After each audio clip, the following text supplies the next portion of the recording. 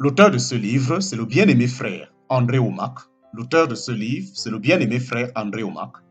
Le titre du livre, La grâce, la puissance, l'évangile. Le titre du livre, La grâce, la puissance, l'évangile. Nous sommes présentement au chapitre 12. Chapitre 12. Chapitre 12, votre nouvel époux. Chapitre 12, votre nouvel époux.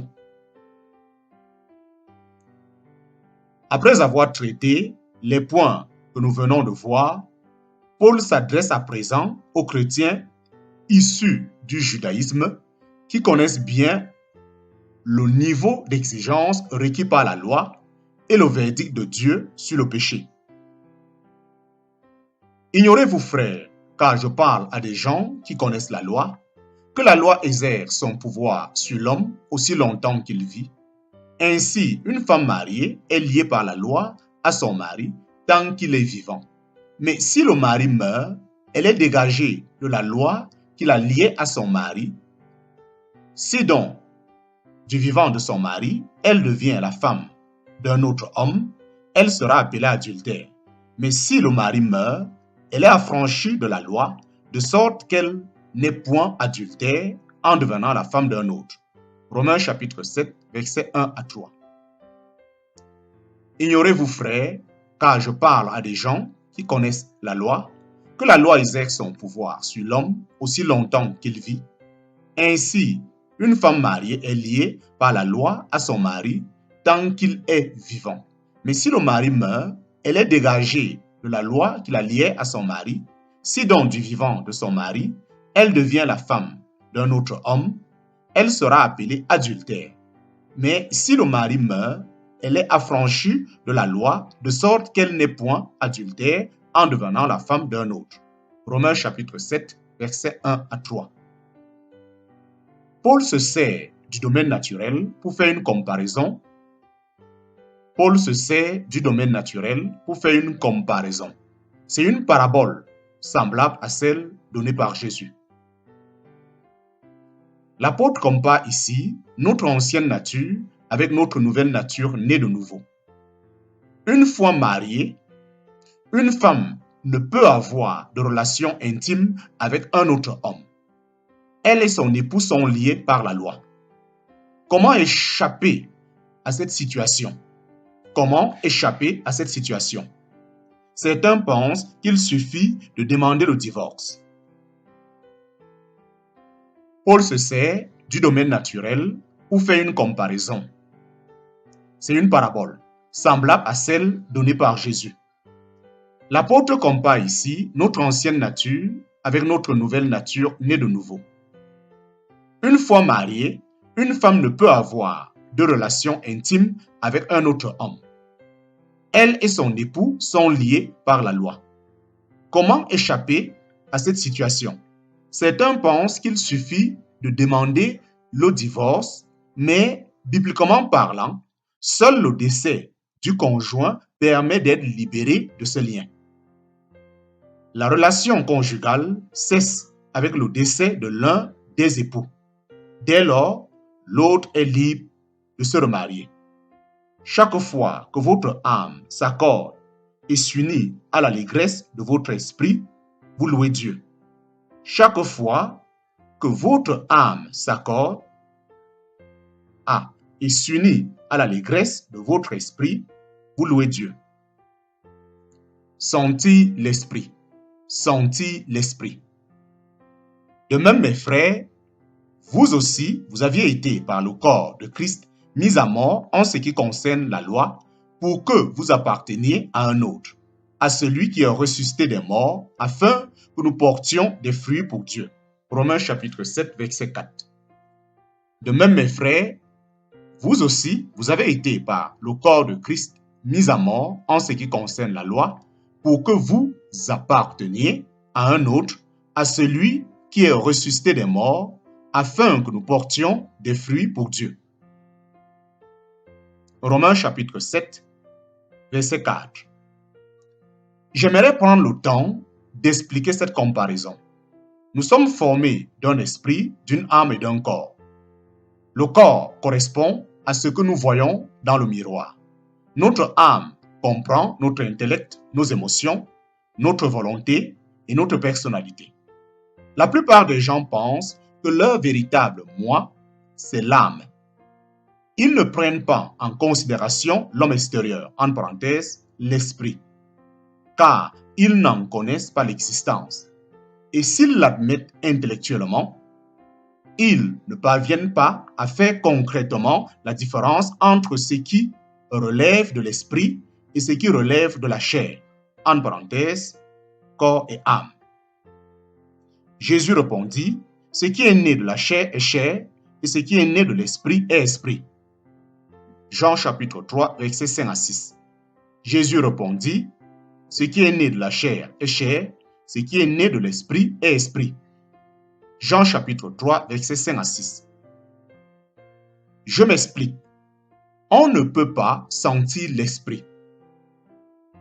Nous avons l'habitude de nous exprimer ainsi, mais techniquement parlant, il n'est pas possible de ressentir l'esprit physiquement. En fait, ce que nous percevons correspond à ce qu'il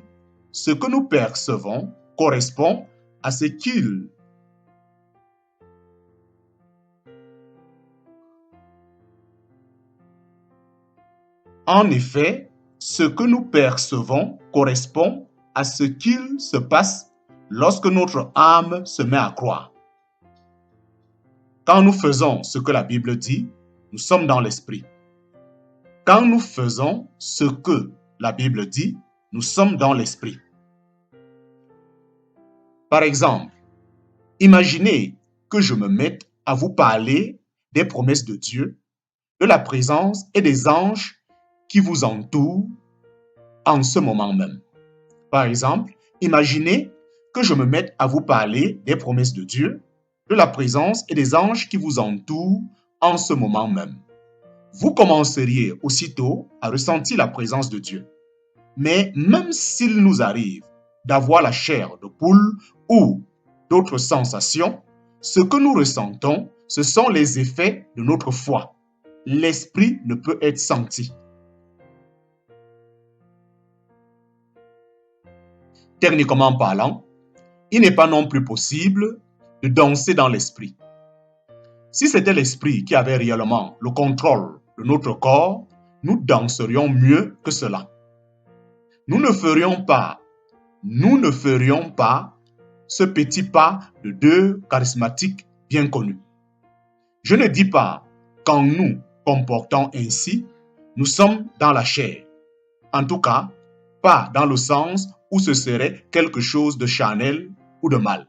Mais cela ressemble à Marie quand elle dit « Mon âme exalte le Seigneur et mon esprit se réjouit en Dieu, mon Sauveur. » Mon âme exalte le Sauveur, mon âme exalte le Seigneur et mon esprit se réjouit en Dieu, mon Sauveur.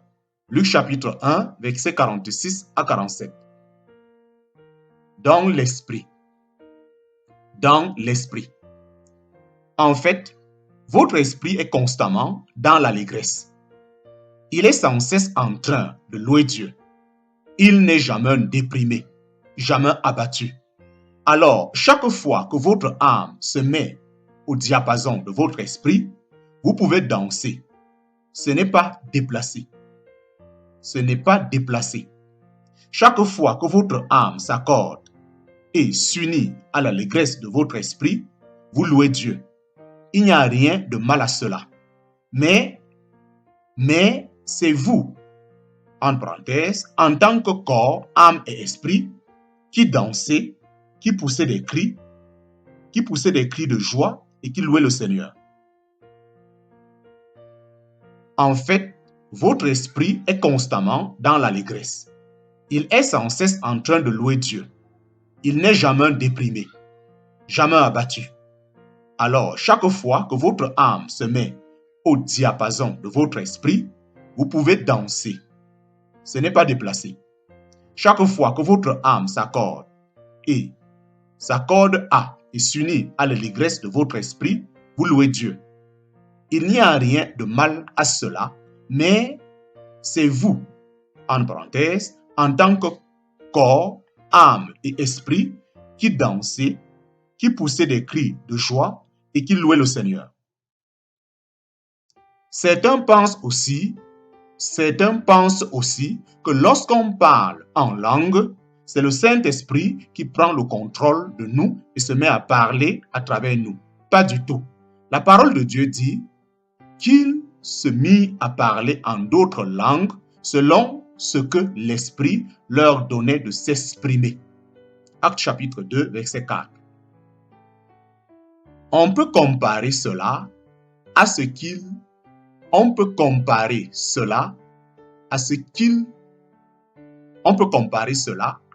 se passe lorsque je prêche et que Dieu s'exprime à travers moi. Il inspire ce que je dis, mais c'est moi qui parle. Il se sert de ma bouche pour parler aux gens, mais si je me levais devant un auditoire et faisais la prière suivante: ô Dieu, prends mes lèvres et ne me laisse pas dire un mot qui vienne de moi. En attendant qu'il me fasse parler, rien ne se passerait. Dieu ne fait pas cela. C'est Andrew Wommack qui parle, mais c'est le Saint-Esprit qui inspire ses paroles. Le Saint-Esprit ne nous fait pas non plus danser. Il ne va pas se saisir de nous pour nous faire monter et descendre l'allée de la salle en dansant. Si c'est ce que vous entendez, rien ne se passera. Si c'est ce que vous attendez, rien ne se passera. Il vous faut prendre conscience que votre esprit est déjà en train de sauter de joie à l'intérieur de vous et donc prendre la décision par la foi d'extérioriser votre joie et de physiquement bondir de joie. Voilà ce qu'on appelle être dans l'esprit. Le Saint-Esprit ne nous fait pas non plus danser. Il ne va pas se saisir de nous pour nous faire monter et descendre l'allée de la salle en dansant. Si c'est ce que vous attendez, rien ne se passera. Il vous faut prendre conscience que votre esprit est déjà en train de sauter de joie à l'intérieur de vous et donc prendre la décision par la foi d'extérioriser votre joie et de physiquement bondir de joie. Voilà ce qu'on appelle être dans l'esprit. Parce qu'ils ne l'ont jamais fait avant, certains chrétiens attendent que le Saint-Esprit leur fasse lever les mains pendant la louange. C'est que je ne me sens pas poussé à ça, disent-ils. Ils sont bien charnels. La Bible nous invite à élever nos mains dans le sanctuaire. Psaume chapitre 134, verset 2. Or, quand nous faisons ce que la Bible dit, nous sommes dans l'esprit. Puisque notre esprit est constamment en train de louer Dieu, lever les mains pour le louer n'est jamais déplacé. Nul besoin d'attendre que le Saint-Esprit se saisisse de nous.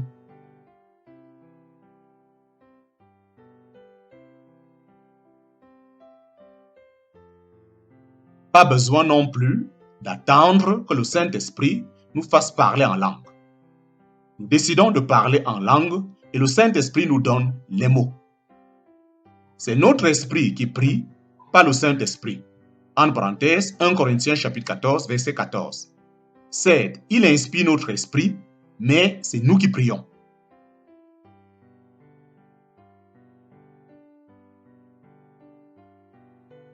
C'est que je ne me sens pas poussé à ça, disent-ils. Ils sont bien charnels. La Bible nous invite à élever nos mains dans le sanctuaire. En parenthèse, Psaume 134, verset 2. Or, quand nous faisons ce que la Bible dit, nous sommes dans l'esprit. Puisque notre esprit est constamment en train de louer Dieu, lever les mains pour le louer n'est jamais déplacé. Nul besoin d'attendre que le Saint-Esprit se saisisse de nous. Pas besoin non plus d'attendre que le Saint-Esprit nous fasse parler en langue. Nous décidons de parler en langue et le Saint-Esprit nous donne les mots. C'est notre esprit qui prie, pas le Saint-Esprit. En parenthèse, 1 Corinthiens chapitre 14, verset 14. Certes, il inspire notre esprit, mais c'est nous qui prions.